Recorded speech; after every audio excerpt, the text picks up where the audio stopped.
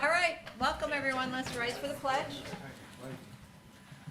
I pledge allegiance to the flag of the United States of America and to the republic for which it stands, one nation, under God, indivisible, with liberty and justice for all.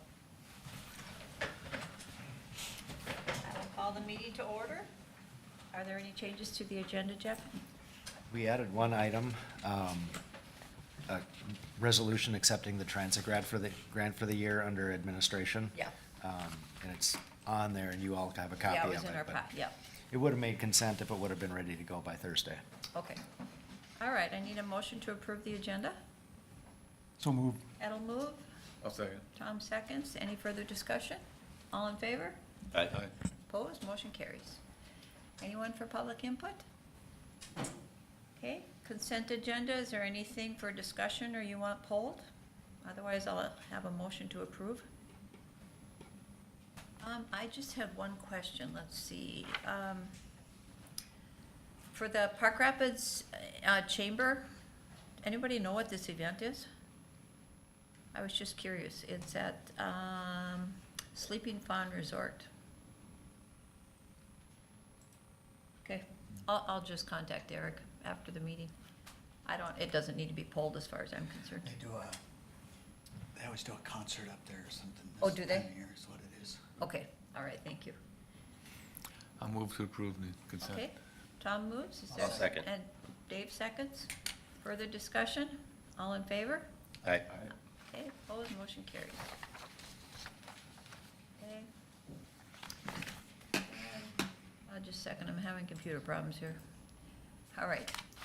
Mike, for employee recognition, please.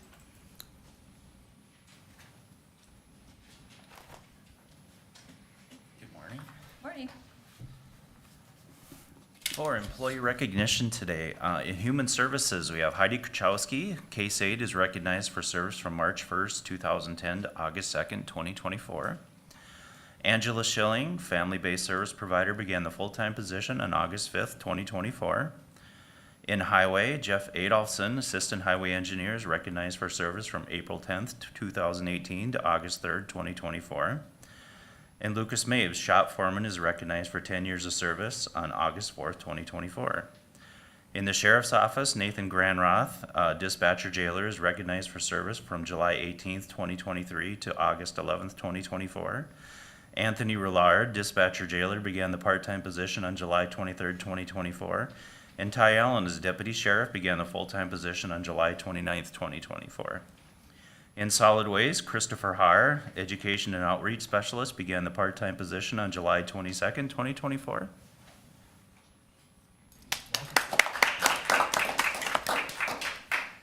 And Wayne Jensen, non-certified attendant, is recognized for service from July 28th, 2021 to August 10th, 2024. Thank you, Mike. You do such a nice job with the names. Thank you. Welcome, Christopher. Okay. Highway?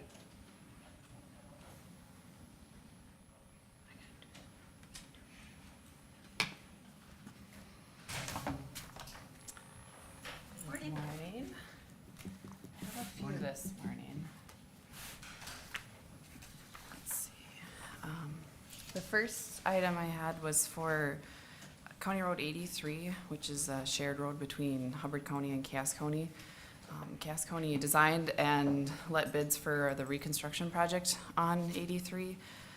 And the bids came in and it was awarded to Kern and Taybury Incorporated of Wadena, Minnesota for $1,059,204.89.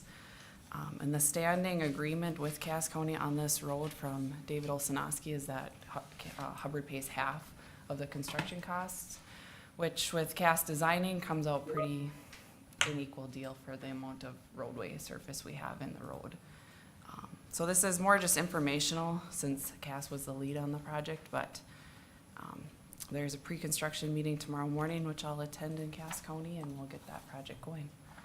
I was gonna look it up and then I forgot. Where is County 83? It's on the east side of the county, south of 34. It's the Howard Lake Road? That's not the road we've been thinking about redoing for years and years, is it? is that 23? That's 23. 23, north of 23, Akeley okay. is the one, Okay, yeah. thanks. And as part of the packet was a joint agreement that we have with Cass County that I'll sign, and it just talks about what duties are which counties, and then the agreement of the payment on there, which I will send back to Derek in Cass County.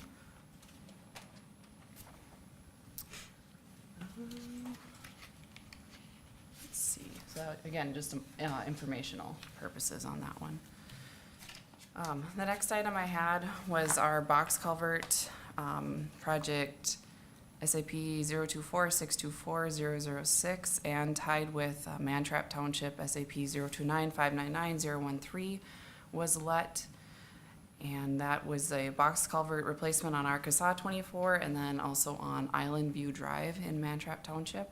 Low bidder was Gladen Construction out of LaPorte for $609,429. So that one would need board approval to accept the low quote bid. I'll make the motion to approve Okay, the Ted low moves. quote from Gladen's. I'll second. Steve seconds. Is there further discussion? All in favor? Aye. Opposed? Motion carries. And on that one, I just talked to them yesterday, and they're waiting to hear from the box culvert supplier, which has been an issue for about 4 years now, since COVID started. So they're hoping they can get it in this year, and they might leave it, the surface gravel over the winter and then come in and pave it next year, which I actually prefer because it allows it to settle over the winter a little bit more, so. Conversation with them. So the next item is a final approval of payment, and it's for County Project 292402, which was our aggregate surfacing contract this year, which was DLL Excavating completed it. The final payment amount would be $297,868.32. I'll move to approve. Okay, Dave moves. I'll second. Steve seconds. Further discussion? All in favor? Aye. Aye. Opposed? Motion carries. And the last item I had was another final, is for SAP 029607008, which was on CASA 7 last year, from Dorset and then north to County 40. And that one is also completed, and the final payment for Anderson Brothers Construction is $20,873.77. And that one was also tied with like Emma Township on Hunter Road. They did a resurfacing on that section as well. I'll make a motion to approve. Okay, Ted moves. I'll second. Steve seconds. Any further discussion? All in favor? Aye. Aye. Opposed? Motion carries. Perfect. I guess the only other thing I have is just a quick update on County 6. They're working in Hubbard right now. They have the pavement removed in Hubbard, and they're pouring the concrete curb and gutter tomorrow. And then they'll come in and pave, and they've started reclaiming from Wadena and working their way north. So excited to see that road redone. It's probably one of the worst ones in the county for bituminous surface. And also I talked to MnDOT on Trunk Highway 34 project, and they're still looking at a September 1st completion for that one. They had some incentive in there for the contractor to get done a little earlier. So he's hoping before the holiday weekend, but he does have September 1st, he said, was his date with the contractor. So that one's moving along too. Did you keep up to date on the 87 part too? I have a little bit. They are transitioning into their phase 3 of that project, which we talked a lot about detours on that, because they had originally wanted 11, and then there was some argument of if 20 would have been better, the intersection on 34 with sight distances and the amount of traffic. We went back and forth a lot, and they decided to keep it the original plan. And then we even talked about, well, let's just send them up 71, because that's what they've been doing the whole time, and come around on 34. And so they're keeping that in place, but there's also the other detour over onto 11 as well. So that one, it's moving along. I don't have a completion date. I haven't talked to the project engineer with that one quite yet, but it's moving along. And I know people are frustrated with construction, but when you got 4 months to do it, it's kind of a crunch schedule in the summer. That one affects me every day. Yeah. Yeah, it's good until it's right in your backyard or your commute or your distance or wherever you need to go. But yeah, that's all I have today. Thanks, Andrea. Thank you. Cory?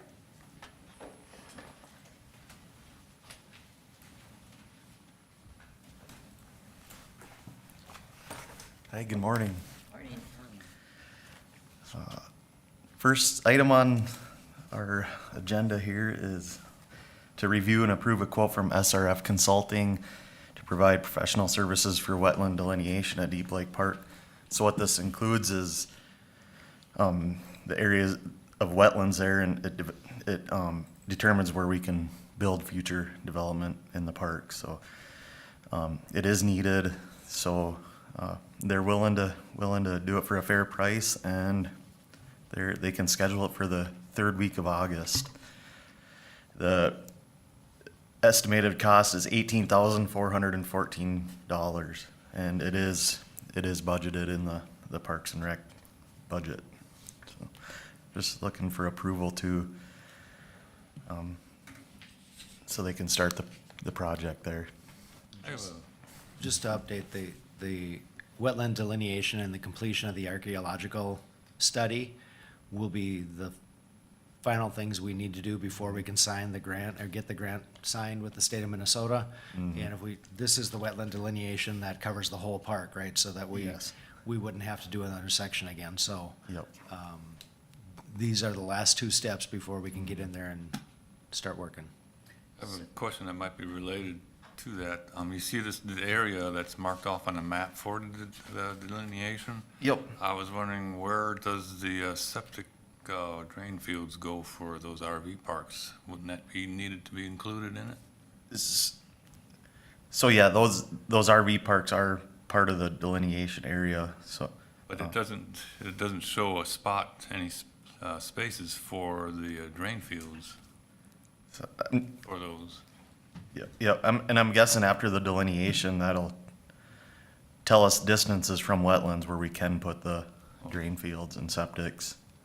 But they'll be checking on that during this delineation, so they don't have to come back? Yep. Okay. Yep. And Cory, I had a similar question. Yeah. The same map here, the purple area, if you want to call it that, for where it says it's a wetland delineation area. So that's the only area they're looking for the wetlands, and we'll be marking it Yeah. off? Yeah, because that's really the only place where we're gonna develop. Okay. Other places of the park are non-motorized, walking trails and hiking trails and I skiing. was pretty sure that's what it was, but I just wanted to make sure. Yep. So this delineation is needed for development, even parking lots, sidewalks, everything like that. And I would assume they were pretty good in those areas. Yep. Yeah, so, we'll just know the distance we're, off the lakes and wetlands and know where we can put things. Thank you. So we can't use grant dollars retroactive to pay for this. I know it's not a large dollar amount, but we can't, right? Not for this, no, Okay. no. Okay, board wishes? Make a motion to approve? Okay, I'll second. all right, further discussion? All in favor? Aye. Aye. Opposed, motion carries. All right, the next thing, as everyone knows, has been holding us up for a while here.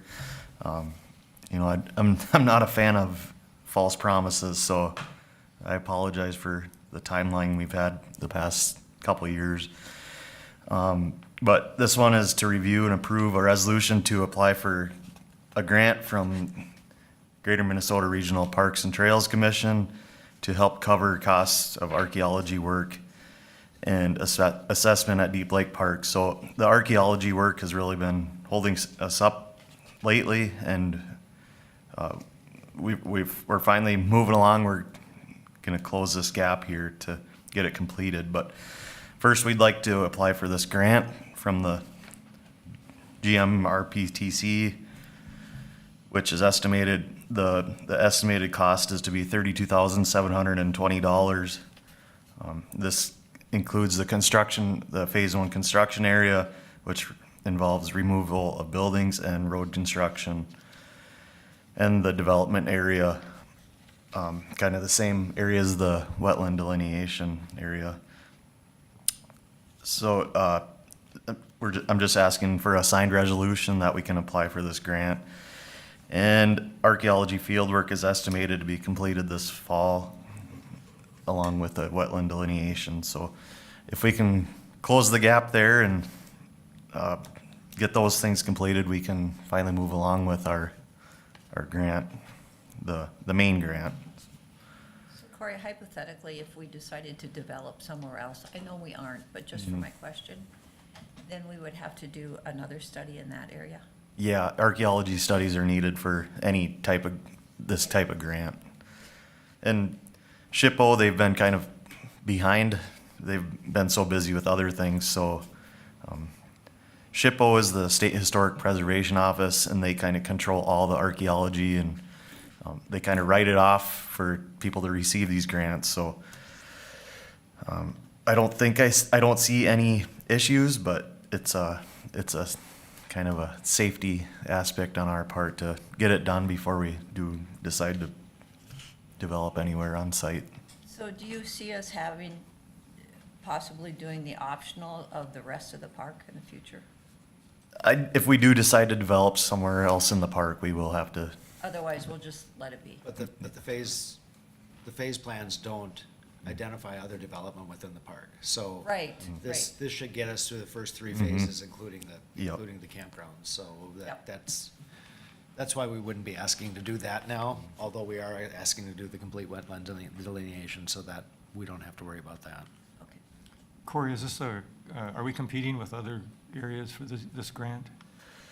So they do give money to other areas, but we were one of the top Okay.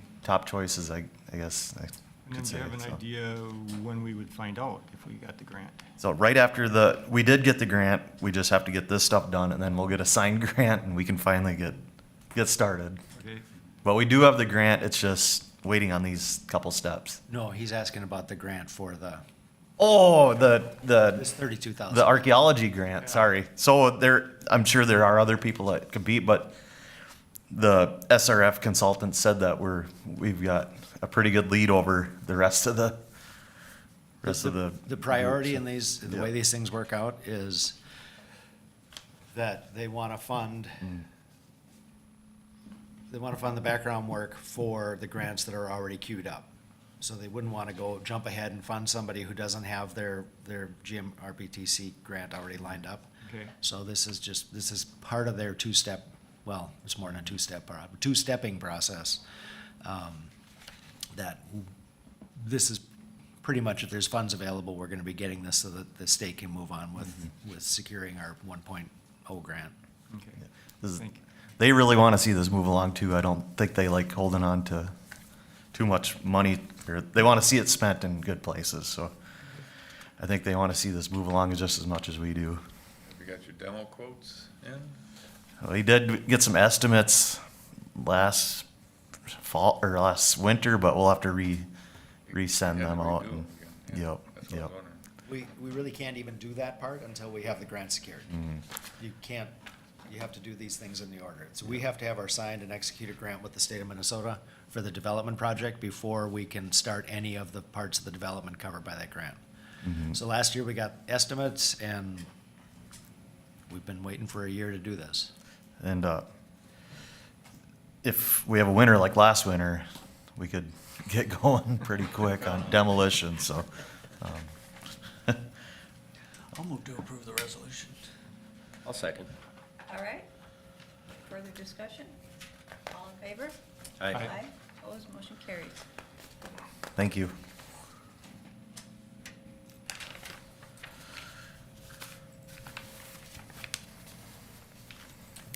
The next item is our yearly bud capping quote. It's to review the quote from Thomas Forestry out of Bemidji, Minnesota, in the amount of $47.95 per acre for fall 2024 seedling protection. So 913 acres are needed for bud capping, or bud capping's needed on those 913 acres. I'm sure you all know, but bud caps are placed around the terminal buds of young pine trees to prevent deer browse. It's a pretty tough thing in this area. If you don't protect the trees, they're like candy to these white-tailed deers.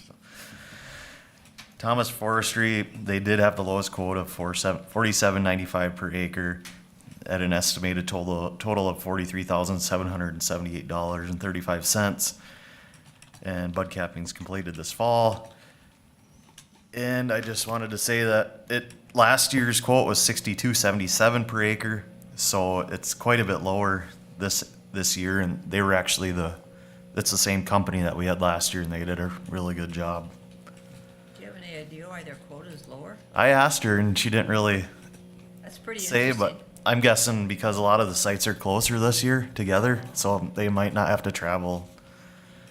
I was kind of surprised too, where they're lower than the other two bids and then even lower than their bid from last year, so it's good Yep. for us. So, yeah, it's an interesting deal. I asked her and she wouldn't really say much, so. I'll move to approve the low quote. All right, Dave moves, all second.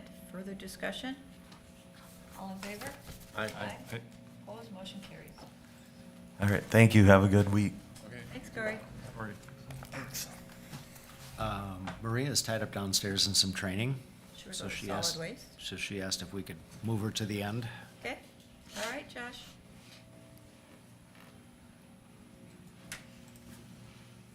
Good morning.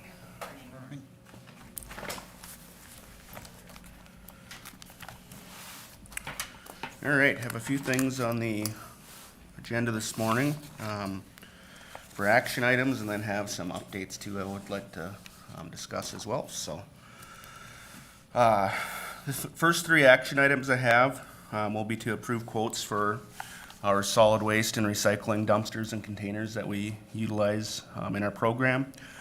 We've been budgeting funds yearly to maintain, expand, and kind of replace containers as needed, and this is what these requests will be for. So, the first one we had was to review and approve quotes for dumpsters for solid waste. I believe Denise handed out the updated quote sheet this morning, and it just impacted the higher of the two quotes that we'd received, but the low quote did stay the same as well as in the packet. What do you do with the old ones, Josh? Scrap Just iron? could ask him that. Well, so I guess a lot of them we just repair, a lot of them we're able to repair, but it seems like for certain, like these ones, for instance, the first ones that we're gonna be looking at, they're gonna be replacing some in in the transfer station building, where we have smaller containers and older containers, so we'll evaluate whether we scrap metal them. At some point, we might have enough where we'll put them on an auction, or we just refurb them and have them continuing to stay on site, so. So anyway, for this quote, the dumpsters are for this transfer station in Park Rapids, where we'll be replacing our burnable and non-burnable garbage bins at the south station, a portion of them. We're looking to purchase 12 total dumpsters.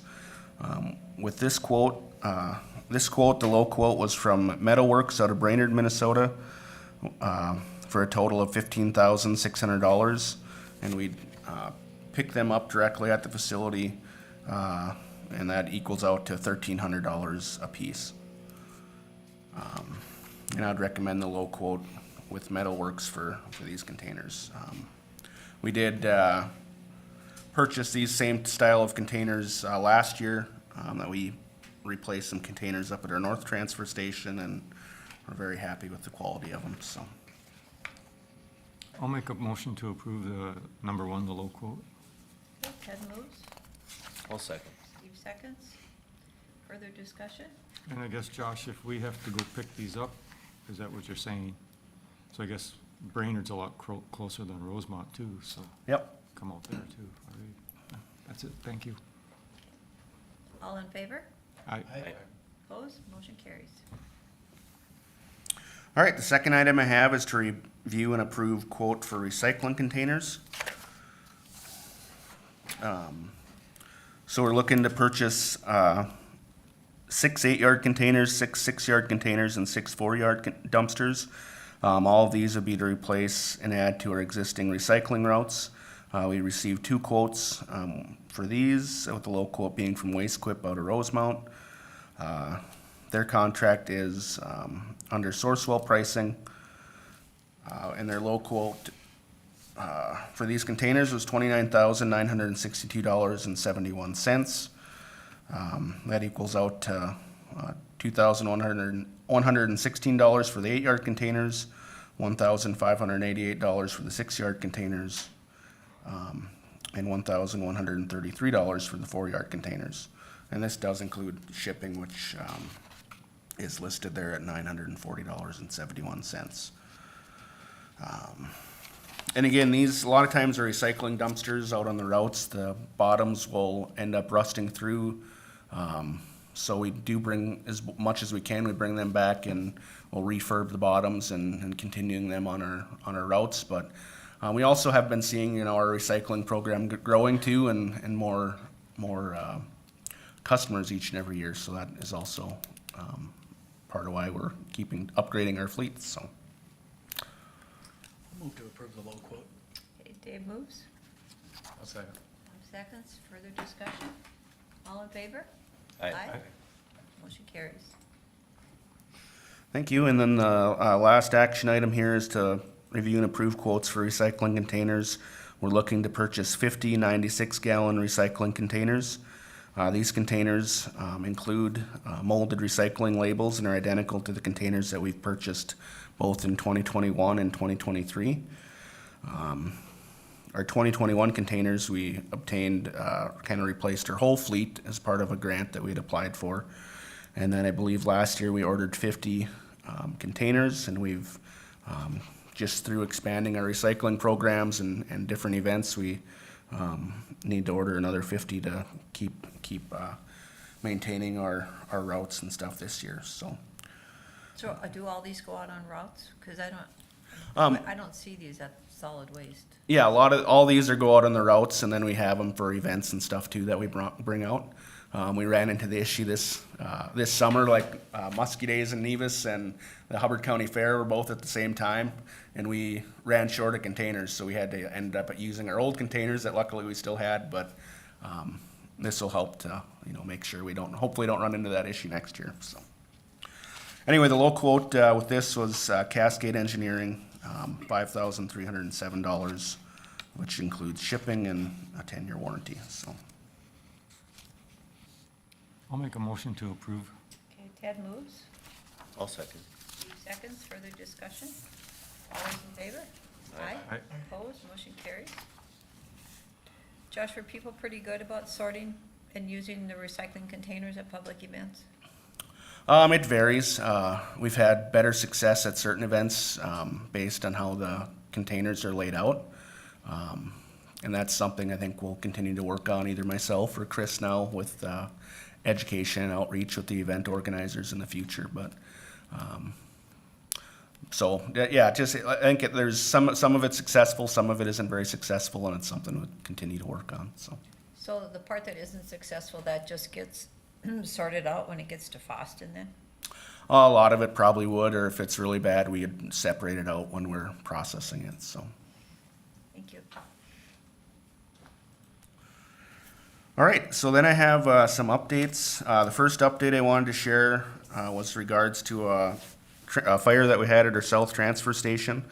We had a fire in the early morning of Friday, July 19th. The fire was on our commercial side of the transfer station, and was in a trailer, waste trailer that was in our loading area. Luckily, the trailer was only about a quarter full, but the fire was hot enough where it activated one of the sprinkler heads above the trailer.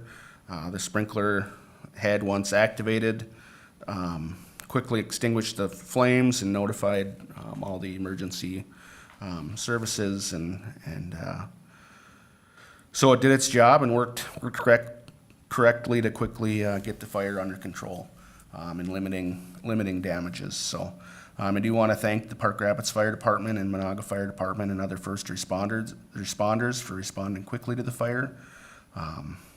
Their quick response in our fire protection system helped to minimize our damages and and did allow us to quickly clean up and continue operations, for normal operating hours, so. We're working with MCIT on the damages for the fire, which should be limited to really in our end for cleaning and smoke remediation again. So we've met with MCIT and an adjuster's been out with that.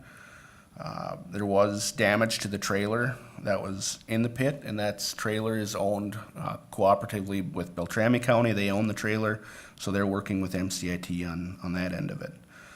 The cause of the fire was unclear.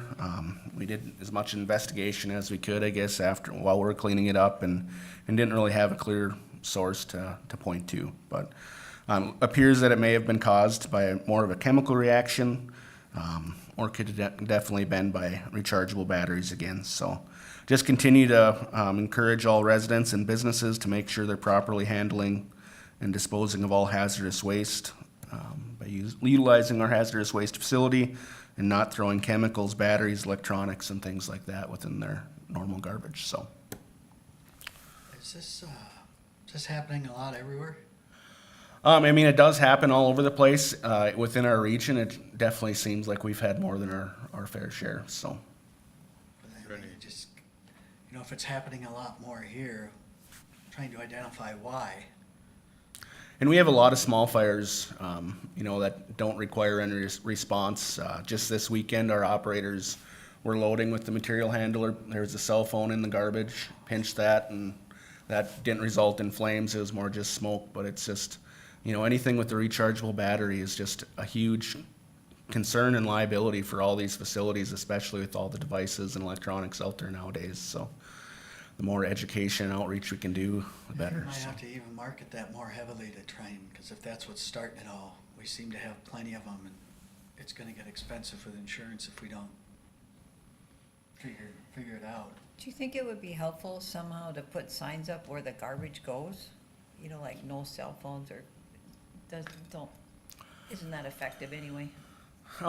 We've placed signs on our dumpsters, and some of them probably need to be updated, but it says no ashes and no batteries right on the front of all the dumpsters, recycling containers. And I think signage helps some, but a lot of it, I think people just gloss over, so.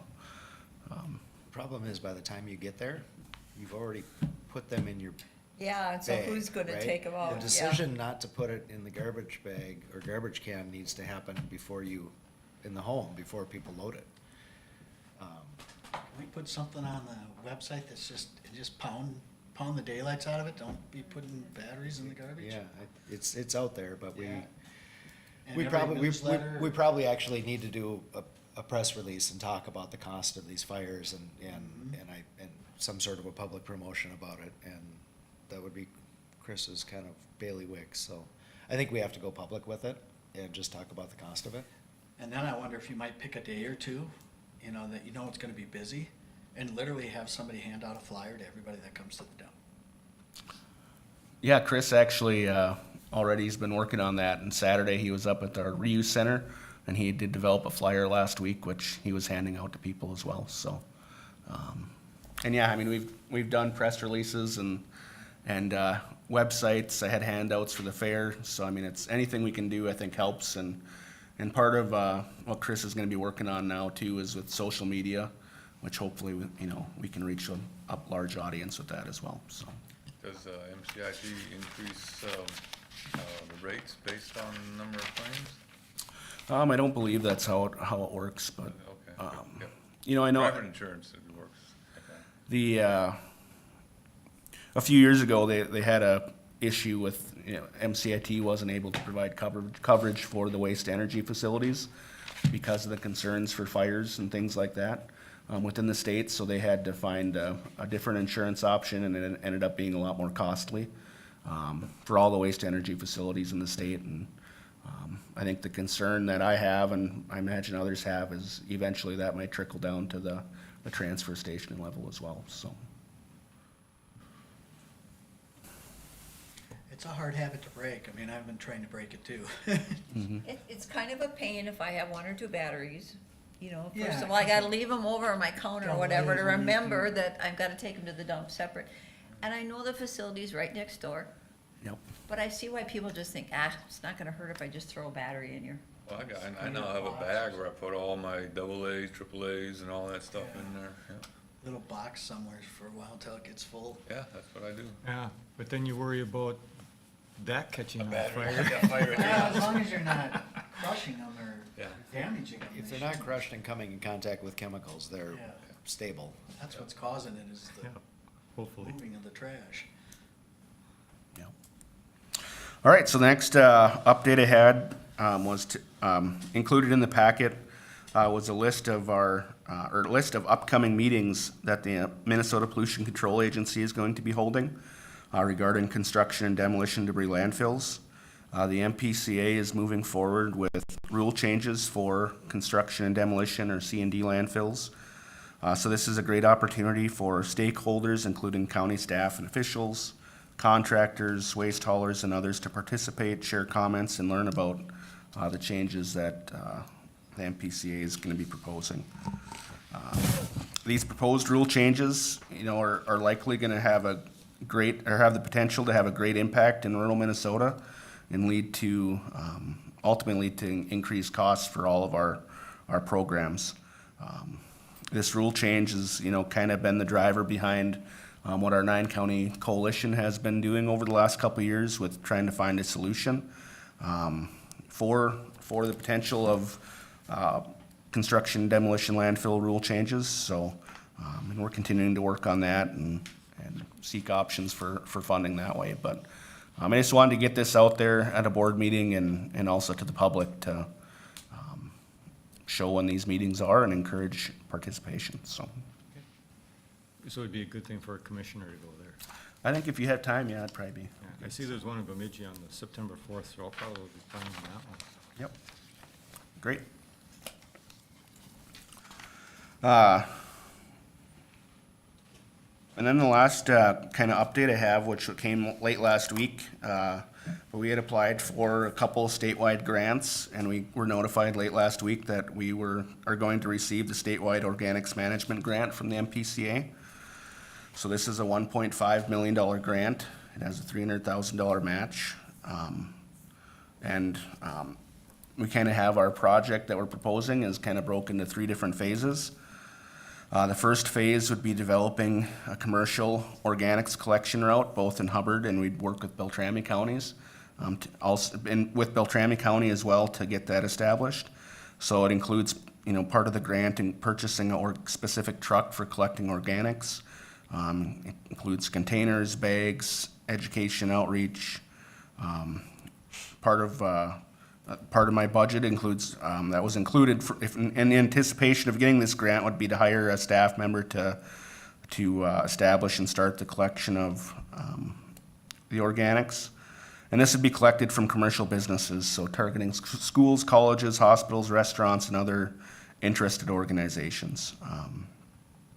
And putting them more on a weekly route versus some of the containers that we've had out as a trial in the past is just a container that might sit there at a school for months at a time. So, and this material we'd bring back to Park Rapids, where we'd aggregate it and then transport it from there back up to Polk County to the organics facility, which is covered under, that cost is covered under phase 3 of this project, which would include the purchase of a organics trailer for hauling food waste, and then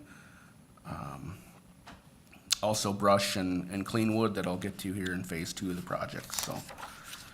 So Josh, how is it coming along up at Foston for, because weren't they gonna put the organics out somewhere on soil and let it, and then they're gonna, Yeah, so they were Polk, gonna make it into mulch? Polk County has a licensed, permitted organics facility Yeah. on their property. So we've been bringing stuff up there for a few years now. It's just, the volumes are pretty minimal for what they can process. So this should go to greatly, increase the volume that we can be sending there, So once it's there, what do they do with it? Right now, they've been using it on site for different purposes, but they're working through permitting challenges to get it where they can, market that commercially, so. So that's kind of the end goal, I think. How So. long does it take to break down? It varies. I'm not well, I guess tying into our grant, they also applied for a grant and received funding as well. So they're gonna be making some updates to their facility, kind of changing the process a little bit, which I think with the goal of the changes they're gonna be making, it's pretty much, I'm not 100% sure, but I think it's like a 2 to 3 month turnaround from the time it comes in where it's ready to be marketed as finished product, so. So I do this all the time, with the organics, it's amazing how much you save in your garbage by taking that out. Yeah, so that's made a big difference, I would think, for people that are doing it. Yep. So that was the phase one. Phase two of this project, and is also another huge component of it, is gonna be to purchase a horizontal grinder to grind brush and clean wood waste. So right now, like in Park Rapids, we're burning all of our brush, and it really creates a lot of issues just managing it and fire restrictions, burning restrictions, and just trying to manage that on site is challenging. So with this project, we'll be able to grind our brush material, and that would also be able to, and our clean wood. So any pallet type material, clean lumber that isn't treated or painted, we can also process that and grind that at our facility instead of landfilling that. And that will either be going to the Polk County Organics facility as well, because with increasing the food waste organics, they need a large carbon source to kind of blend everything. And up in Polk County, it's more of a prairie type environment, so they don't have as much tree debris and woody debris up there. So this will help the overall system to work well together. And the other likely option that we'll be working with as well, once we get this up and going, is this material also would be marketed to the regional biochar company up in Crookston as well. So a lot of this wood waste would be able to be turned into biochar, which should have a market for it, or hopefully we'll be seeing some revenue for it instead of just a disposal type cost. So there's a lot of potential for that we're excited about. So would this end the burning? Because I actually get complaints on that. The wind is in the wrong direction and I can smell it. That's my goal, yeah. My Okay. overall goal. I don't know if it totally will. I mean, we'll have to see how the project plays out, but my goal would be that, yeah, we wouldn't have to burn either at our north or south, and this would actually be expanded and available, this grinder throughout our entire 9-county region, that we'd be able to transport it and move it around to different sites. So a lot of this grant on all of these phases, we'll get the grant funds, we'll have some internal costs, but most of them other internal costs will be recouped by fees that we're charging to our partner counties to operate this service. So That would be great. and yeah, so I mean, the other aspect of that horizontal grinder is we'd have it built so we'd be able to manage our shingles as well, which has been a challenge of getting them ground as well. So we'd be able to manage them and use them for a aggregate type base as well. So I think that was about kind of the highlights of the project. Got a notice yesterday. I think it's probably going to be about a 2 to 4 month process to work through the grant agreement, work plans, and things like that. So I did work with Jeff and Kay late last week and got some numbers updated in my budget to kind of reflect the incoming funds and outgoing equipment funds for 2025. So the other exciting part about this is, so statewide there was $4.5 million available for these competitive organics projects across the state. Polk County also was awarded a grant for $1.5 million. So between our two counties, that'll impact our 6 and 9 county regions. We were able to secure $3.3 million out of the $4.5 million available. So in Polk County, their project is going to more focus on the residential side of organics. We've did our pilot project and that's been working well within Hubbard County, but we'll probably have some changes that should make the process easier and benefit us all in the future as well. So exciting times. There's a lot going on. That's all I had. So All right, any questions for Josh? Comments? Thank you. thanks. Yeah. Gina.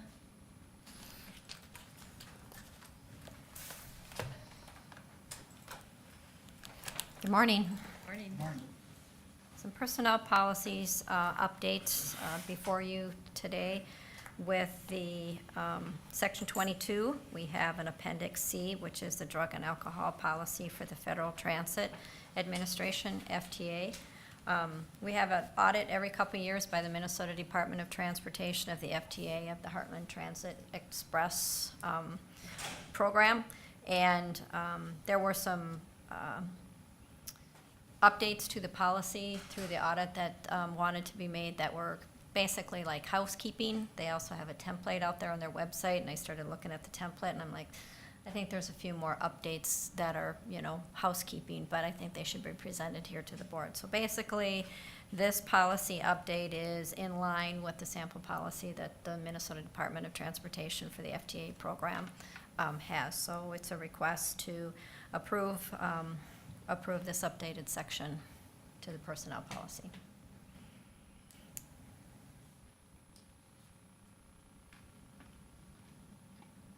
It was exciting reading. Thought I'd maybe just ask a question rather than read the whole thing. Well, what are some major changes or? I think the main thing with this is just kind of more of verbiage that as the industry standard, you know, has gone, that they've made changes with that. One of the things also that is in their policy, sample policy, and I had the discussion with the auditor when they were here, is the, in the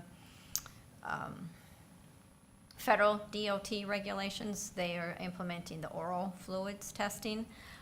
They've approved it, they've gone through things, but now they can't roll it out because within the provisions of it, you've got to have 2 labs who will, you know, process the samples, and they don't have the labs yet. And I said, well, I'm not gonna put all that into a policy when I can't even administer it yet. So we will be back again to update with that or whatever, but other types of things that are mainly is just tweaking. Again, they're housekeeping type things, but there, as you could tell, there was a lot, you know, to that, you know, with that. So I just wanted to bring it to before the board to have your approval and the show in the minutes that we made this update.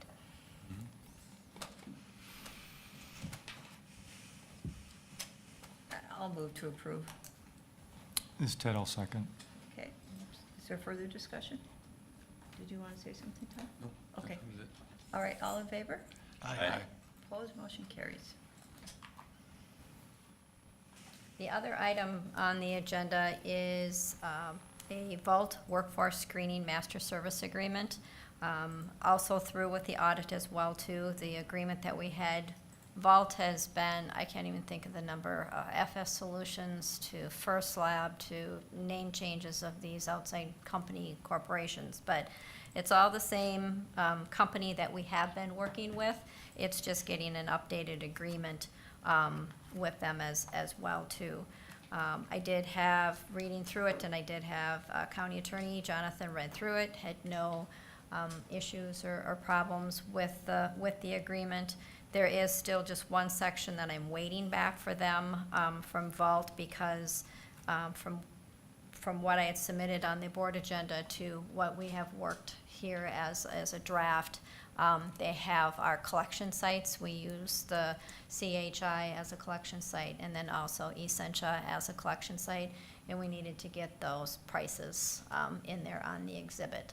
So we have, Monday I got information back from them that they got the hospital, CHI in their agreement, and now I let them know that we needed to get Essentia in there as well too. So I'm waiting to hear back from that. So that would be the only change or update, would be the exhibit on the services pricing to the agreement. And they match the prices that we are paying. So are you still coordinating who gets what test? We, so through Vault Services, and that's part of the master service agreement, we have, they are a third-party administrator consortium.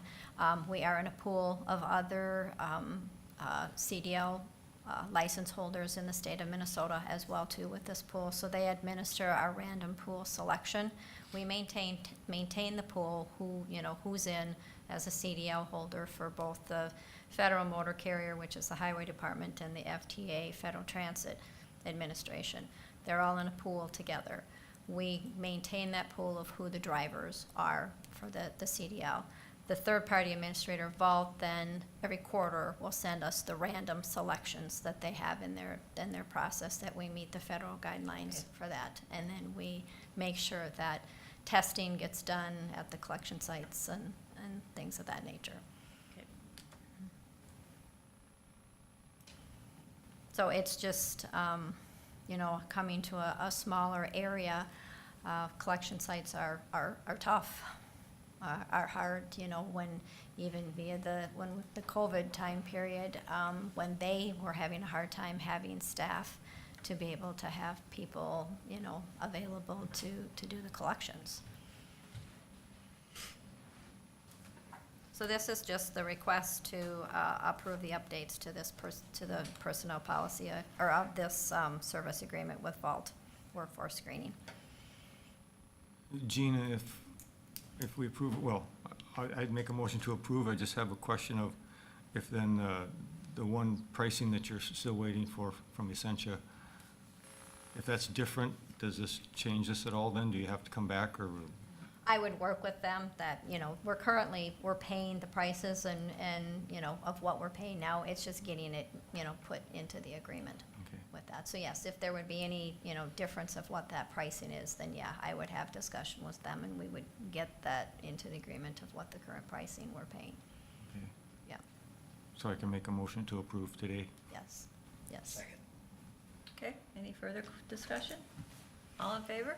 Aye. Aye. Opposed, motion carries. Okay, that's it, thank you. Thank you, Gina. Well, Fred, you've been patiently sitting.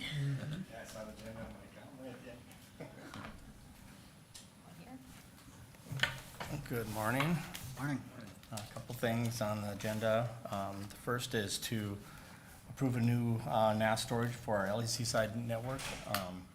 This was was a NAS storage that we were going to replace this year, and instead, because of BCA requirements, we had to separate our networks from the county and LEC physically. So we, under a lease agreement, we were able to purchase new county storage and servers, new ones, and that gave us a cost of, I think it was $19,000 this year that we had to pay, which left opening for more funds. And our provider came back, and I guess when they ordered the storage side of our new servers, they were shipped 2 of them. And so I put in to look at what the cost would be for next year to replace this in 2025, and they came back and said we have one that they were looking at shipping back to HP for, half the cost. So we jumped on it right away and said, yeah, we'll look at taking it instead of shipping it back. So I think through Bytespeed there, the one that we purchased new was $48,000,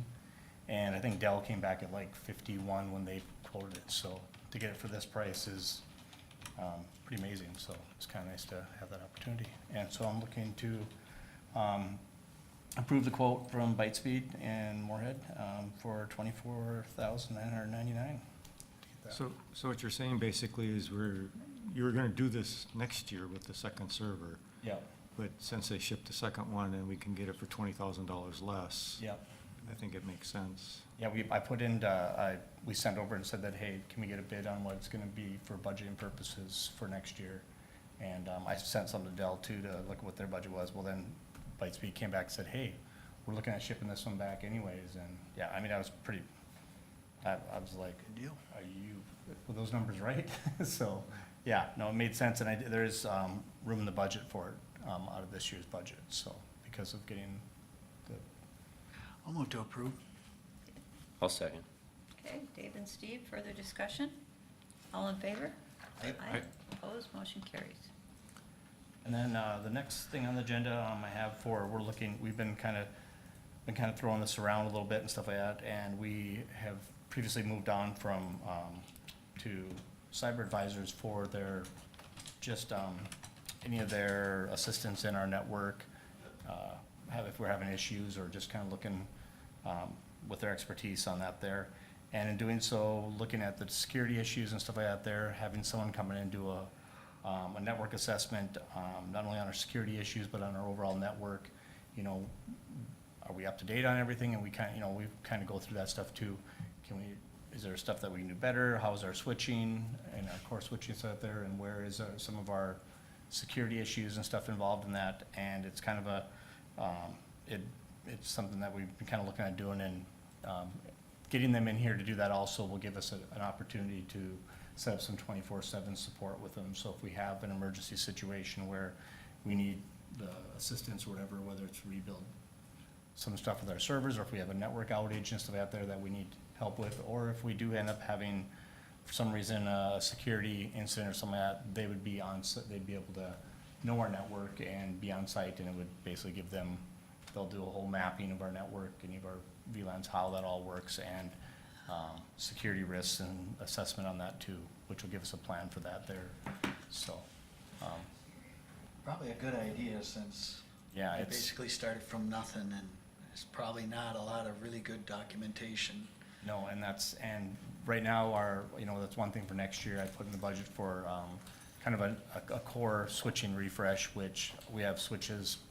We have like 4 to 5 different types of switches and stuff out there, and so it's kind of hard to, make it a little bit easier to manage. And this kind of follows in with some of the BCA requirements too. It'll help give us an opportunity, so if we do have a security incident, this is part of the kind of the plan they'll know our environment, and it will be much easier for them to come into, have all the documentation, have know our network inside and out, so if something does happen, they can respond and know where to look and all that a little bit better. And hopefully, through the assessment, we can take some of their things and update our security and have our stuff a little bit more secure. So looking to approve the cyber advisors from Maple Grove to come in and perform a network assessment for Hubbard County.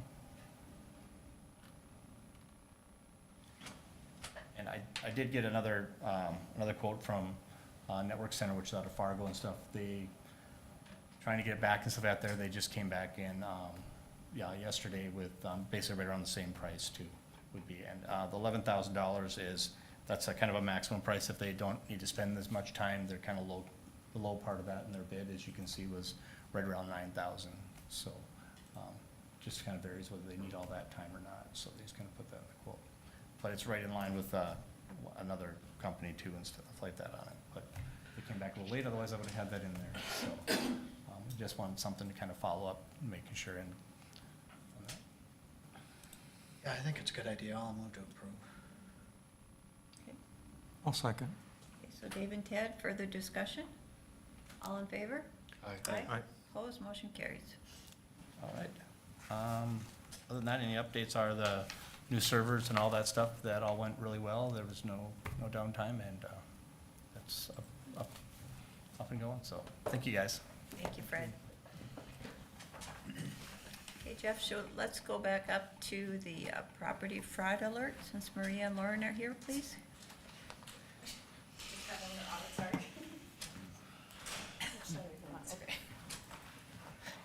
Good morning. Morning. Sign me up. Sign you up? All right. All right.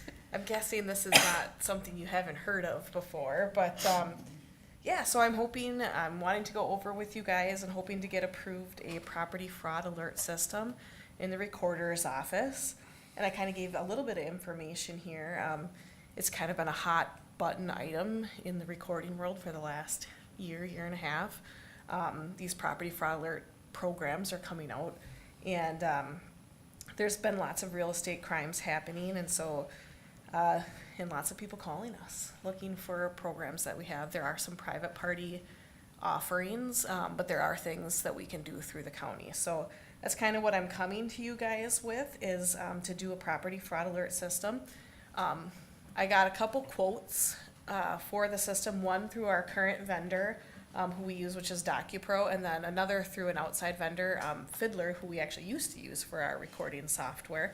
The systems work very similarly. The taxpayers do need to sign up for the program, and you can sign up with your name, You can sign up with parcel number, you can sign up with both. There's no fee to sign up. And then the way that it works is that anytime a document is recorded and it matches the criteria that you've selected, then you get a notification that a document has been recorded. The main difference between the two programs that we're looking at, the one that goes through DocuPro, which is our current system, that sends an email to the taxpayer that signed up, and it just says, there's a document recorded, you can click here to view the document. There's a subscription cost then to view the actual document. The other system actually, the main difference, they get a very similar email, but there's a call center. So rather than having the calls come to us, the calls go directly through this call center. We're looking at the one where the calls come to us directly. I think most of the time, I think people would feel more comfortable with that anyways. And it's through our current software vendor. So that's what we're hoping for. So how does that work? I mean, is there a way to prevent a fraudulent document from being recorded in the first place? Because once it's recorded, you've got the problem now. Yeah, well, which is a great question, and that's like the key to this whole system is that no, as of right now, there's no way to prevent it. Of course, our staff do the best that they can looking at the notaries and making sure that they're not expired, making sure all those kind of things. But at the end of the day, if somebody fraudulent did meet all the requirements of it being recorded, the document would still get recorded. And the biggest thing that they've been pushing in these recorder conferences is that these fraud alert systems can't prevent it, but early detection is a huge thing in the game. So it would still get recorded, but you would already know the next day that there was a document recorded against your property and you could take quick action, as opposed to maybe not knowing for 6 months here till you go to sell the property. Right. So that would include title and even leases, I would imagine. Yeah, and depending upon how you sign up for the program, you could get notified for a variety of things. Yeah. So if we approve this, are you gonna send a letter out to every property owner? We had talked about doing like an insert with valuation Yeah. notices, just Okay. letting them know about it. Okay. Right, because it does require them to sign up, which is something that, the more people that would be participating, obviously, the more effective it's gonna be. So would I just go directly to a site online to sign up, or does it have to go through your office so that increases staff time? It goes through our county website. There'd be a link on our county website. That I could actually you sign could up do. on my own? You got it, Okay, yeah. Yeah, good. This is through Tyler, right? yeah, this is through Tyler Technologies, which is DocuPro, like. Yeah. all Just so the- when you see it through Tyler, you're not like, wait a minute, she said Yes. DocuPro, what is Right, that? So sorry. Yeah, good question. That'd be a good idea for our 6-month residents. Yes, because those are the biggest targets. Vacant properties, seasonal properties, those are the biggest targets of property fraud. So it doesn't cost anything to sign up, but you said if we got notification, we'd then have to subscribe. Is there any costs there to subscribe? Yes, yep. I'm not sure how familiar you guys are with the IDOC Market program. So right now, even if you go to the map and you search a property, you can see all the recorded documents. It gives you a document number. You can click on it, and then it says in order to view it, you have to pay to subscribe. There's multiple different levels of subscriptions. The cheapest is $6, and it's like an hour-long subscription to view the documents. Then there's like limited and unlimited monthly subscriptions. Or the other option is to call your office and. or to Try come to in get and the do it at the answer. public terminal. You can view it there too. So Absolutely, yep. there's a couple of different ways you could look at it for free that way. Then Yes. if you're doing the research, then there's no cost to us type of And thing. the So- email that you get does say the type of document that was recorded, so it should alleviate at least a little bit of like, if I record a satisfaction of mortgage and then I get an email that says the satisfaction of mortgage was recorded, hopefully I'll be able to connect the dots. I'm sure we'll still get some calls on those, like you actually did record this, but. And we had talked about the two different quotes, because we're like, we thought at first it'd be really nice if somebody just handled it, where we're not getting the extra phone calls, but you're trying to tell people that there's been something fraudulently recorded, call this call center. It's never gonna work. They're gonna call us anyway, so then you might as well save the $6,000 and just have us do it anyway. They're gonna wind up calling us anyway, so it's just better customer service that way, I think. So. If someone tries to put a mechanic's lien on your property, you can get a notice on that. Yes. Okay. And I think the biggest thing, the hardest thing to get across to people is gonna be like, well, it still gets recorded, unfortunately. Yeah, So then you have to, Legally go. yes, right. That way you can get some kind of warning saying, hey, this may be fraudulent, or Unfortunately office. not, and the recording requirements wouldn't, at this time, the state recording requirements wouldn't even allow us to not record it. Because if it comes in a certain document type, we have to do it. Right. So, their hands are tied a lot by what state says, Yeah. or statute says. So, good, bad, or otherwise. Well, I've heard some bad things about this, so I think it's a good thing. Yeah. A good thing to lobby your legislatures on too, because I know some states have, if somebody, for example, fraudulently puts a lease document together and squats in your house, if you can show documentation to the sheriff's department or the police department that you are the legitimate owner, they can take action. But a lot of states, they can't take any action because it's a legal matter. There really needs to be a rule change or Yeah. a statute change that allows the sheriff department to make that judgment call and take immediate action. Because it can take a long time to go through the court system to solve the problem. And then in the meantime, you get your apartment or your house back and how much damage is Yeah. done. Mhm. And then what repercussions do you have? Yeah. Like trying to get blood out of a turnip. Good luck. Right. So does someone want to make a motion? I will. Okay, I'll move. Tom moves. I'll second. Okay, Steve seconds. Any further discussion? All in favor? Aye. Opposed, motion carries. Awesome. Thank you. Thanks, That guys. board, I think that's a good service for the taxpayers. Yeah, absolutely. So we'll get it going.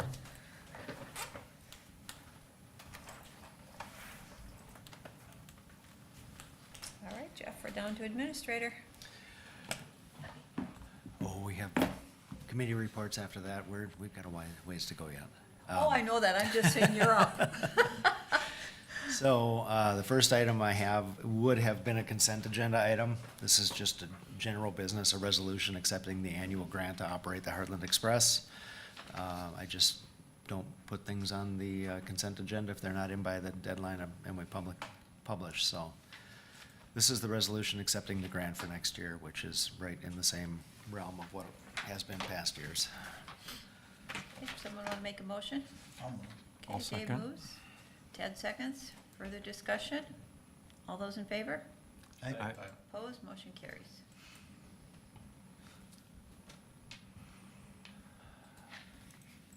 And this is the request we received from Upper Mississippi Headwaters Board. I think we were aware that they were asking for an increase. Ted, do you Yeah, have the- anything to add specifically? We get our funding through the state, of course, and it's been quite a while since we've gotten an increase. And part of the process, of course, is getting support from our local counties, or the 8 counties that are part of the Mississippi Headwaters Board. And if we do get increased funding from the state, we're looking at also then asking increased funding from the counties, 8 counties. Right now, it's $1,500 a year. And we made it sound impressive to the state where we were gonna probably ask to double our contributions.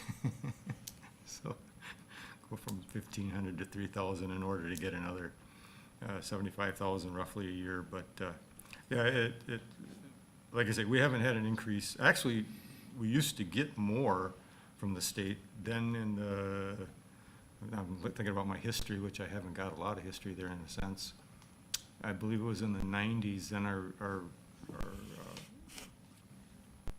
budget was reduced, and now we have found that we are doing more as a board. And we're still safe right now, but we could use the increased funding. And this is just a way to get, to let the state know that us as Hubbard County supports the Mississippi Headwaters Board and would support us getting more funding. So this doesn't come with additional cost to the county, but that's a second step that would That's the likely second happen. step, Yep. yeah. Double that $1,500. Everything was paid out of this, like Tim's salary and all that? Yep. Oh, okay. So when was the last time there was an increase? like I say, it's been, the last time anything happened was it was a decrease.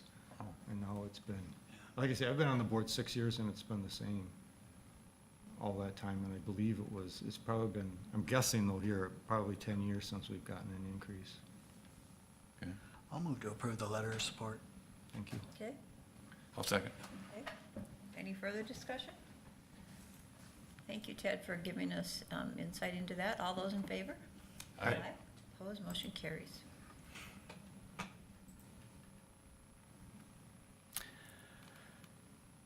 And the next item, I believe, came through, they're just asking for a letter of support for their operations.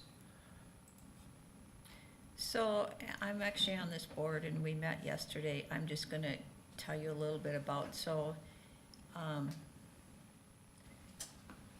in June of '24 in Hubbard County, let's see, they had 52 clients. Last year, they had 55 clients. Cass had 48 this year, 93 last year. Clearwater 1 this year, 7 last year. So they're focusing on homelessness and then trying to get people help with jobs, or they come from domestic abuse, trying to find housing, etc. I think it would be good if she came so we could hear about the organization, because I don't know if, until I was on the board, I really didn't know anything about it, so I'm assuming you guys don't either. In her letter, she's requesting funding, and we don't normally fund individual nonprofits, so, So this would be a new request, and they're asking to come to the board to present it at one of right. the work sessions. And I'm fine with her coming as long as she understands we don't normally just give out money to nonprofits on a single basis. Yeah, if we followed past practices, it's Yeah, likely that we wouldn't. So does she still feel importance to come? I don't want her to You know, come and not. the first thing that I would do is probably review this with Brian Okay. Ofus and make sure that we don't have some place where that works with some of their programming. okay, And so I'll give a call, and if I Okay. work through Brian and he thinks that maybe it should come to the board, I'll let you know, and we'll bring it to a work session, so it's just a Okay. conversation. because she would have interesting things to present Yes. about the work that they do. Yep. Yep, okay, Yeah, that's what I was thinking. If there were to be any funding, it should be a part of social service, or human Right. resources. I mean, human services, is that what it's called now? Yeah, we're trying to make that as complicated as possible. Just looking at And that's usually budget stuff, that's Jeff's- usually the order I go through the terms too. Jeff said, I mean, all these things are, probably have a purpose and you know, all well and good, but, I mean, how much money can a county? Oh, yeah. well, I mean, and, the social services, you know, there's no end to it. It's already a huge budget. and they have applied and successfully received multiple grants, so. Yeah. But they were doing this across, she talked about this yesterday at the meeting, so they were gonna do this across a 5-county area. So, okay, It falls under public health. I'll discuss it Yes. with Brian and call Jerry, Okay. and then we'll go from there. okay, The last item I have is following up on this process of establishing a countywide EDA. And Bruce Kimmel is available by phone. I told him, block the time off. If we need to make a phone call, we can, but by the conversations that I had, or that we've had over the last several weeks and months, it seems to me that we're getting to the point of consensus relative to, and I know there's still discussion to be had, but, so this resolution creates a combined authority and establishes the Hubbard County Board of Commissioners as the board for, that new authority. Well, it's not a new authority. We have to be very clear that the HRA is maintaining, because the HRA owns properties and has federal funding for those properties, so that authority is being granted economic development authority, and the structure is changing so that the board of that authority is the 5 members of the Hubbard County Board of Commissioners. That there is a requirement for townships and cities to opt in. You can see the draft of that resolution. That means we'll have some outreach to do, probably be at the next HCTA meeting. Make sure that I have a conversation with all the city administrators throughout the county. And this would establish this as the form of the authority effective the date of the approval of this resolution. And my suggestion would be that if that is the case, that our HRA meetings be on the 3rd Tuesday at 11 a.m. or immediately after the regular board meeting, so that we don't take up another day. Would it Yeah, start and we're all here. here in August or September? August. August, so it'd be already, okay. August 20th, and the first item we would have would be, I've got a draft of the bylaws from this, the same attorney that works for Freiberger that helped put this resolution together to make sure it's the right thing. So we would be discussing bylaws, and we would be trying to get off on the right foot. I know there's gonna be a lot of work to catch up, going back to January 1st, 2024, to get financials and agendas and all that. Mary Thompson and Kathy Henry and I are planning on meeting tomorrow just to come up with a long laundry list of what it was, what it is, and what it needs to be, so that we can dot the i's and cross the t's and make some recommendations. So, yeah, we would have to have a meeting in August, because we also would very likely have to take action on a new contract with D.W. Jones. The current contract is with HRDC. I've contacted them to ask them to draft a contract with the Hubbard County HRA as the owner and the contractor. So there would be relatively simple action, but immediate action needed if this is approved today. So how would that work when the HRDC gave the 90-day notice and the 90 days isn't up? I'm guessing that what I would do is simply say that we need all their records that they have related to the HRA, and as soon as that's done, then the contract is expired. Okay, so would you give them a timeline, because we're paying them for services, and they said they were gonna end it in 90 days. So if we ended it early, would that result in any reduction of payment? We are a matter of weeks early. Yeah, I know we If we are. get to the end of August, their notice was June, like the 2nd or 3rd week of June. Well, so, okay, So so we're it's almost 90 days. We're almost to 90 days at this point, so. Okay, that was my It question. would be a rounding error, a Yeah. couple, 3 weeks. And I would anticipate if we don't have copies of the materials with the transition at HRDC, I anticipate it's gonna be difficult to get those. I'm hoping Kathy also has copies of everything that we need, and some of the other members might have as well. Yes, there's a long checklist of things that have to happen after, if this action is taken by the board today. Discussion? I don't know what choice we have, to be honest with you. I mean, it seems like the most logical path forward at this point in time, knowing, the entire history of everything.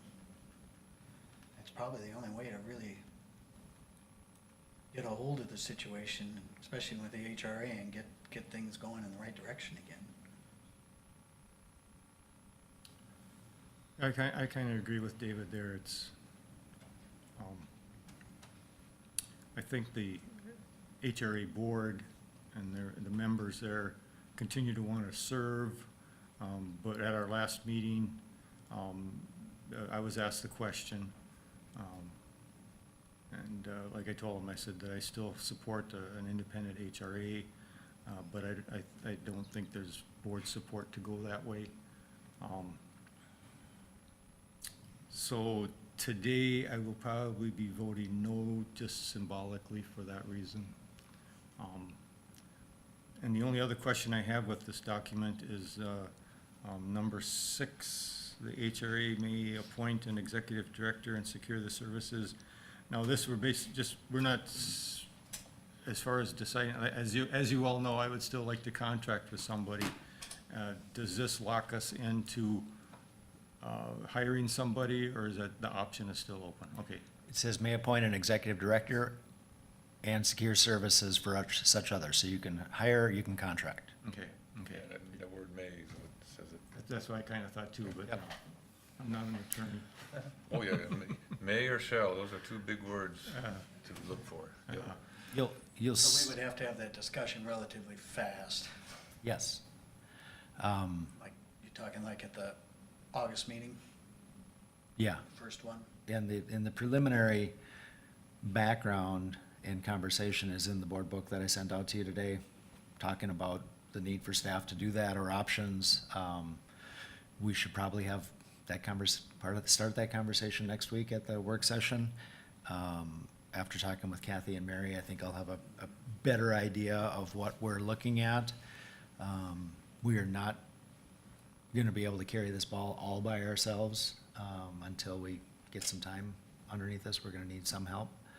And, HLDC has people who are licensed and trained and have experience managing some of these programs that my office doesn't have at this point in time. So there's almost no way of not contracting for some of this help at this point in time. And there's also no way to not continue with DW Jones until we get our legs underneath us for a while. I have a question just on procedure, with the two boards being comprised of the same 5 people. Like take one example of number 7, where the HRA EDA board must be approved, any bonds or obligations must be approved by the county board. So when we meet as an HRA EDA board, we make a recommendation to the county board, which would still be the 5 of us. That means the following meeting, the county board Yes. would work on approving that? Yep. Okay. Yep, and with this type of a board structure and having this meeting be this board at the same time, I've worked with that in similar situations where if the recommendation comes that we should do this project or we need this authorization and you kick it back to the board, the reason is because different people watch different things. So when we publish our meeting agendas and our public notices from the county board, you get a different audience than you do from the HRA EDA board, and it's just making sure that you're dotting the i's and crossing the t's. And it's a little redundant, in this case, but I don't think that that's a bad thing. Okay. Well, I like the idea of the 5 of us being on that board. And also, 2 years from now, it's in there for 2 years, this same board will be making that decision. And we can review, yeah. And the continuation, number 14 says they'll review on the 2nd anniversary, and number 15 says they're gonna review as needed every other, in all other instances as well. One other question, is this HRA EDA a per diem board, or how are we gonna do that?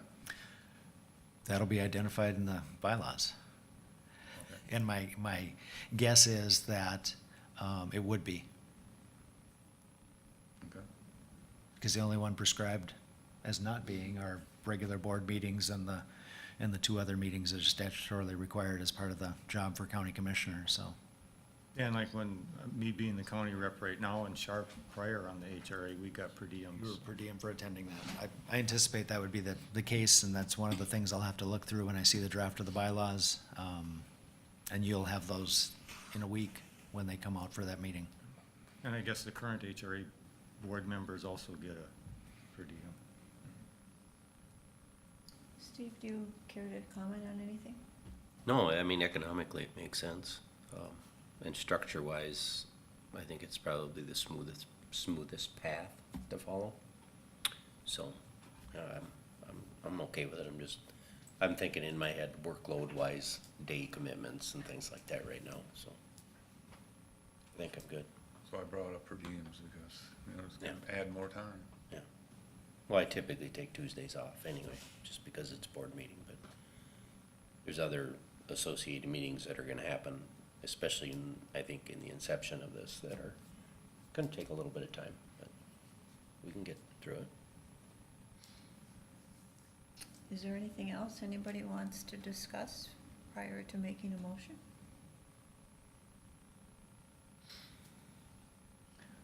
I'll be happy to make the motion to approve the resolution establishing a combined HRA EDA authority with the Hubbard County Board of Commissioners as members of the combined authority, effective the date of approval, and authorize the distribution of opt-in resolutions to cities and townships.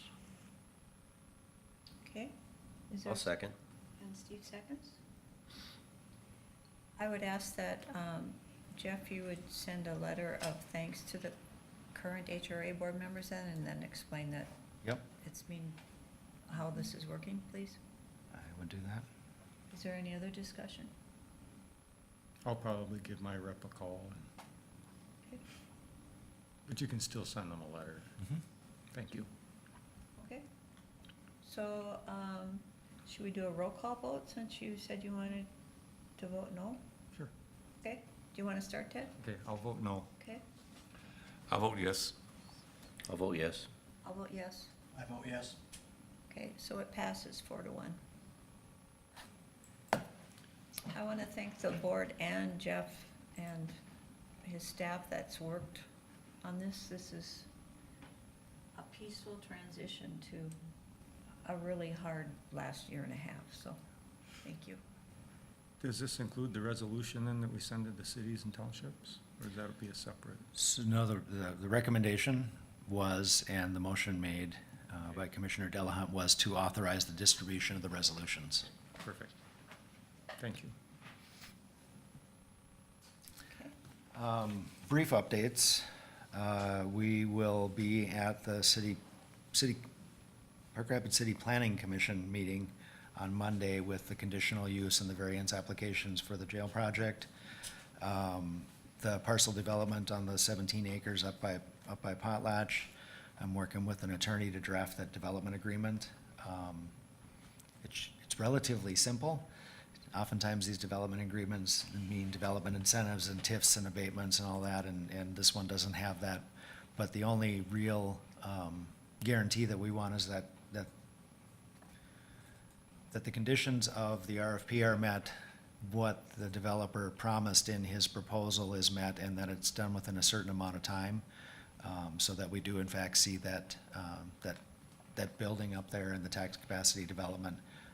I expect that I should have that by, well, I have two things on the docket with that attorney. One is I need to sign a letter of agreement so that he can finish that for me, and the other one is that we will be taking action on the 20th to retain him for his services relative to EDA and HRA.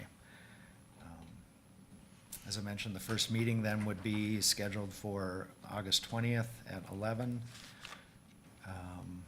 And then there was a note that came out from AMC last week about forming AMC's task force or subcommittee on taxes, and primarily looking at one of the issues related to the proposed state-assessed utility tax structure. And I'm interested in joining that. Yeah, you should. I want to submit a letter of application to say that I want to be on that committee. I don't know if anybody else is interested from this group, but Would you like us to give you a letter of support? I don't need a letter of support. I just know that when I put my name in the hat, I have your support when I go do that. Yes. Because I have a feeling that I'll get picked for that. And those were all the updates that I have, unless you have questions. That ambulance issue, when's that one going to get started? I will have to ask Josh Okay. and find out when they plan to form that committee. Okay. But I did tell him that the two commissioners that have areas in that side were interested in serving on the committee, so I think I already gave him permission to contact you. But I will check with him and see what his schedule is. There was, on Friday at our subcommittee meeting, at the Public Works Committee meeting, there was a conversation, and there was the issue related to the Walker Ambulance Service District and some of the service issues related to the Park Rapids Service District kind of got lumped together, and they're not necessarily the same item. At that point, Sheriff Akes said that he had noted that there were some issues with response time that his office had noted. And I said, please give me a copy of those and I'll do what I can to follow up and make sure that our representative who asked this board for a letter of support, changing the level of their service in this community, wasn't gonna change their response time and the number of people that they had available to provide services. So I need to follow up on that, and we need to get that person back before the board if our staff and our sheriff have identified that it's a service issue. The idea of the Walker Ambulance Service District not being financially viable and possibly needing to consider creating a taxing district to support it is separate. Not to say, there's kind of a trend and a track record of hospital districts and service districts in remote areas because there aren't enough funds and there's not enough reimbursement coming from certain sources. Medicare, Medicaid runs are not paying what the cash rate is if you do an ambulance run. So they may, they're not unrelated, but they're not the same issue right now. So I just would say that after that conversation we had on Friday. Interestingly enough, at our Prime West meeting, Medicare and Medicaid is not paying enough to cover the costs even at Prime West for visits. Right. Yeah. Okay. Committee reports, who would like to start? I can start. Okay. I filled in for Tom at the Crowing One Watershed, One Plan, so the final plan is out, and you probably got an email with the link to it, so it's open for public comment for the next 60 days, so people should be aware of that. Progressing along. Our heritage meeting, our overall maintaining 4 stars in all the categories. We hired 3 new people, had 2 new terminations, still have 4 open FTEs, so that's 1 less than last month. Still 0 agency contracts, which is good. Our retention is at 80% now. Let's see. Total number of employees is at 109. The census at the end of June at the Manor was 19, the cottage is 18, and Heritage Living Center 40.5. EBITDA at the Manor for June was 39,051 positive, cottage is 38,873 positive, Heritage Living Center was 72,294 positive, for a combined total of 150,218 positive cash flow. Let's see, the combined net income for all 3 properties for the month of June was a positive 54,973. On the year through the end of June, the combined EBITDA total is 966,736 in the positive, and the net income year-to-date, end of June, is a positive 136,473. So there have been some changes that are coming up that are required by the state and regulations that are going to cause us to have to raise pay for pretty much every level. I think it was CNA and LPNs, and also require an extra nurse. So we expect that, if I recall correctly, to have about a $300,000 impact on the budget for next year, so. And the rates have gone down, and so, Yeah, rates have gone down because, well, as you do better, as your census goes, your rates drop. That's kind of backwards the way you would think it would be. If you do well, you get punished with lower rates. So look for the ECPN to be coming again this year, I think in September or October. That will be able to help some without having an impact on private pay, because as the rates being paid by the state go down, if we do the ECPN, even if we did the max, it still won't cover to where we were. so the private pay won't get impacted as badly as if our rates had stayed the same. So that will help fill some of that gap, and then, of course, if we continue to have our census go up and management continues to do a good job, we should be fine. Going ahead, so. What else did I have? HLDC, Pinecrest, I believe both units are open now and taking tenants.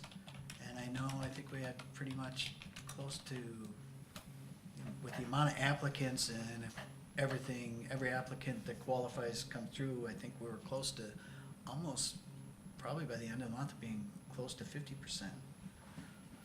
So we'll keep working on that. So there is, they do accept pets, but they've gone with an insurance company, and the insurance company has a list of pets that are unacceptable for breeds.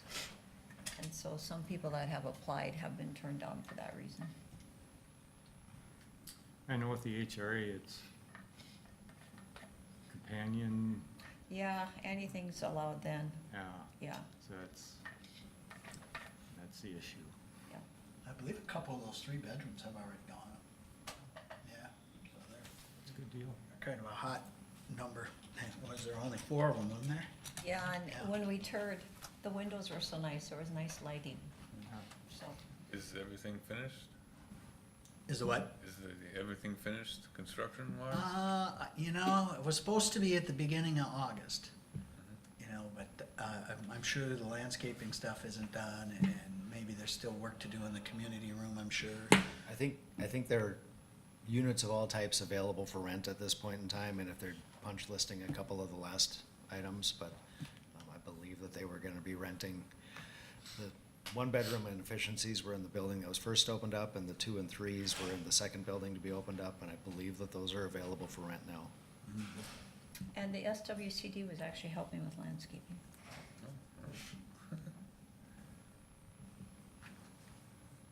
Yeah. So, Who'd like to go next? that's all I have. Thank you, Dave. I can One go. other thing. I did talk to Russ Smith from the Fair Board last night, and the fair went well. All the events seemed to go pretty well. And they had, a positive income again after the whole thing, so, which is good. Some of their long-term capital projects kinda got tipped upside down with the whole street assessment improvement, kinda pushed everything back. That's a pretty hard hit for them. I think it's 20-some grand a year. Is there a use for the buses? Where the buses have been using the garages, is there Yeah, a use we for those kinda- now? I know we're swapping the Yeah. Centers to Serve shop area with the Fair Board. We're swapping shops. Okay, just until our stuff is done.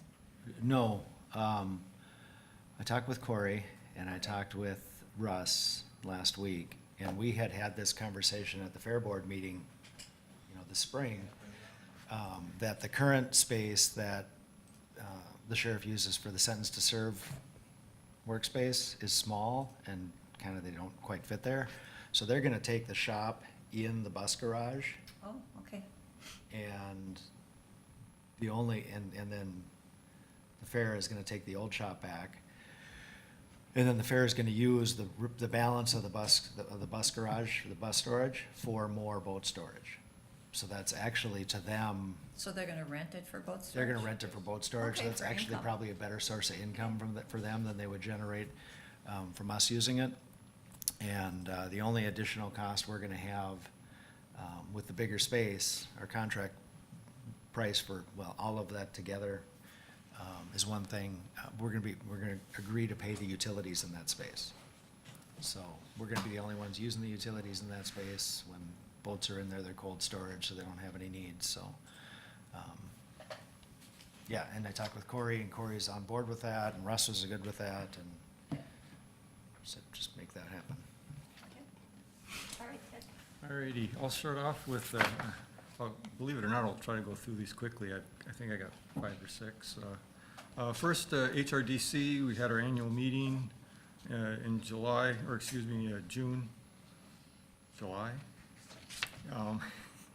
And this year we had it in Hubbard County. We started off going to Black Swan Cooperage, which they make oak barrels for whiskey and wine.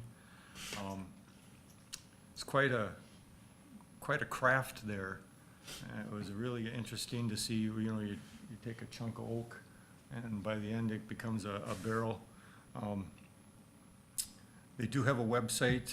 I see they have 5, 8, 10, 15, 23, 30, and 53 gallon barrels. They all come with a white oak bung. Channel 4 News, I found on YouTube, Channel 4 News actually did a segment on Black Swan, and they kind of go through the process, and if you have time, it's really something to see. It's, like I say, and so that was, like I say, here in Park Rapids, and then we had our meeting and a meal at Clancy's. And it was all, it had good attendance, and it was a beautiful day, so it couldn't have turned out better, I think. Had a Northwestern Minnesota Juvenile Center meeting. I don't remember if Steve, if you were at that one, at this meeting? Yes. Okay. So if you want to add anything that I might miss, went through the financials, approved the rate increases, went over the client movement reports and stuff like that.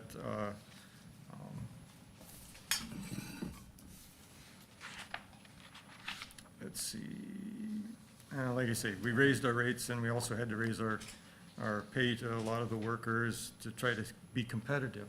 Like, just like, we're losing so many, we lost some to Cass County, we lose some to the Bemidji jail system. And it's not because they don't want to work there, it's all because of pay.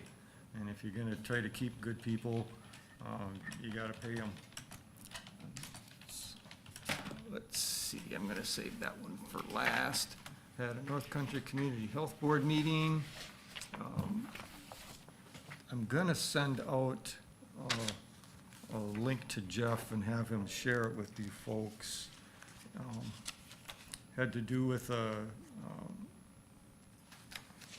Sarah Lovett presented on the COVID stuff, and like I said, it was quite a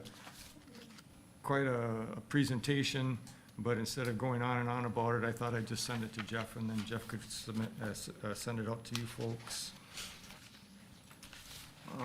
Let's see, there was also the North Country Community Health Services Community Health Needs Assessment for 2024.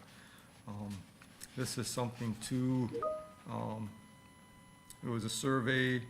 A lot of the survey were from women in Hubbard County, so they talked about it maybe being skewed a little bit, but it's got a lot of pie charts and graphs, and they go through the ages and sexes, and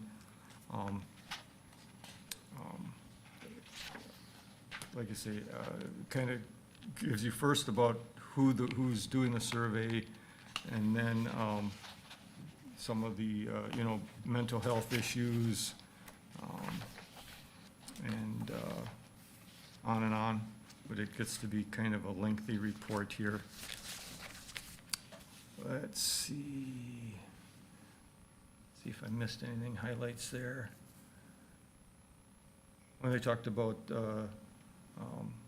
increase in some of these sicknesses, they talked about the bird flu and how it's gone over to cows now, and some of the precautions that are being taken there. It hasn't gone to humans yet, and they don't think it will be. So I think that covers pretty much the North Country.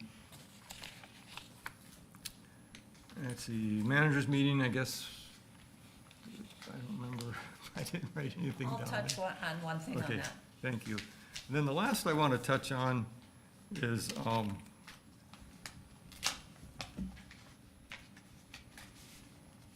the HRA. We had our meeting this last month in LaPorte. Talked about, we had updates on the properties that we did sell. Let's see. I guess I'll just get to it here. I want to just call out the members. Dwayne Dewey Godin from District 1, Kathy Henry, and the current chair for district is with District 2. Floyd Frank represents District 3, Kim Tomlinson, District 4, and then Daryl Bessler represents District 5. I want to take this time too to thank those people for their work. I think the last year and a half, maybe even the last couple of years, has been a little bit of turmoil there. And I think some of it was unjustly laid upon them totally, which I think there was a lot of moving parts with that. As we currently know, HRDC is giving them 90-day notice with their contract, and we just talked about that a little bit. But I wanted to, something that Kathy had pointed out, Kathy Henry, the board chair, that when they started in 2017, they had $500,000 in assets, and now they have over $6 million in assets. And I also guess don't want to leave out Commissioner Christensen, because she was a big part of this, the growth that we've seen in the HRA. And I think they're leaving the HRA in good shape. All the apartments, as far as this meeting, all the apartments were rented except for one, and that one's being repaired.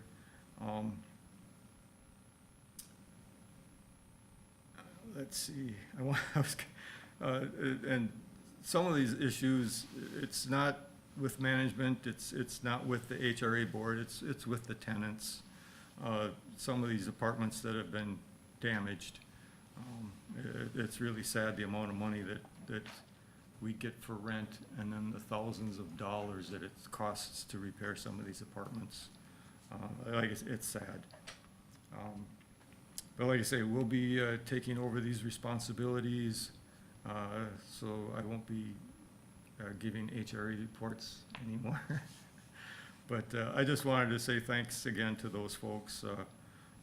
I know that they all continue to want to serve, and maybe someday in the future they will. But I think except for maybe the financial part of it, which there again I don't feel is totally the HRA board's responsibility, but management's responsibility. I think they've left the HRA in pretty good shape. We've got good fund balances in the checking accounts. Their asset to debt ratio is very good. Like I say, all the apartments being rented out except for one. And I also want to call out Kathy Henry too. I think she's gone above and beyond. She's done a lot of extra work. She has done a lot of extra work. And I really appreciate that, and it sounds like she's probably going to be doing a little bit more to help us. And I also want to thank Dewey.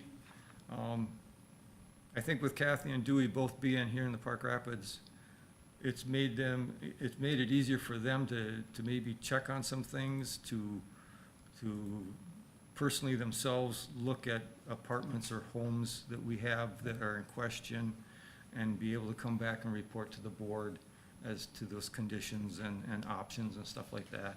And like I said, so Kathy and Dewey, I think went above and beyond. Floyd, for his experience as being a prior commissioner, he knows our limitations and their limitations. Kim, of course, recently on the board, as she wants to serve, and her experience and her input has been valuable. And then Daryl Bessler, my representative, senior member on that board, if you want to put it that way. The history and knowledge that he has, I'm sure that I'm going to be calling him in the future with some questions and some guidance or history to help me in our new roles as HRA board members. Thank you. Thank you, Ted. Let's see, I only had one meeting prior to going on the camping trip, and that was the Kitchigami Regional Library Board. And I think the main thing that came out of that meeting is that we voted on the budget request for all of the 14 units of government that are part of this, 5 counties and 9 cities. And it was a split vote. There was some who wanted to go more, some wanted to go less, but we voted, 8 out of us, the 14 voted to go with that, requesting, for Hubbard County, it would end up being a 5.6% increase, so we're requesting $262,668 for 2025. And a couple of main drivers for that request would be a 3% COLA increase, 2% step increase, and then just some regular other things going up in cost. So that would, total request would be a 5.6% increase over last year. And then anything else, that's about all I can discuss right now. Okay, thanks, Tom. Steve? The only one I had was the Northwest Juvenile with Ted. I wasn't able to attend the HRA meeting. I had to work late that day, but yeah, it's just with the Northwest Juvenile, the rates are going up, not only for non-member counties, but for actually member counties as well. So they're looking at arranging it to where it makes a little more sense to take those outside counties and make it a little more palatable to take on the financial obligation for it. But yeah, it's salaries and keeping quality people on staff, because like it was said, some left to go to work for another county because the pay was there, and they even stated, I'd stay if the pay was equal, but it's not. So that, and just a couple of notes. At the Planning Commission Board of Adjustment, the amendment to the campground came through for their septic. It was approved by that board, so It'll be on our agenda on the 20th. we're hoping that kind of settles down now and it can follow the path that the CUP is supposed to follow. It's And been kind of a struggle. They moved it then farther away from the. Yes, the septic system, the I like proposed that site has been idea. moved Yeah, it's actually Yeah. a much better plan. closer to where we parked when he did Okay. Buell's. Okay. That's where it's been moved to, We yeah. just have one system now. Right? One system to service everything, yep.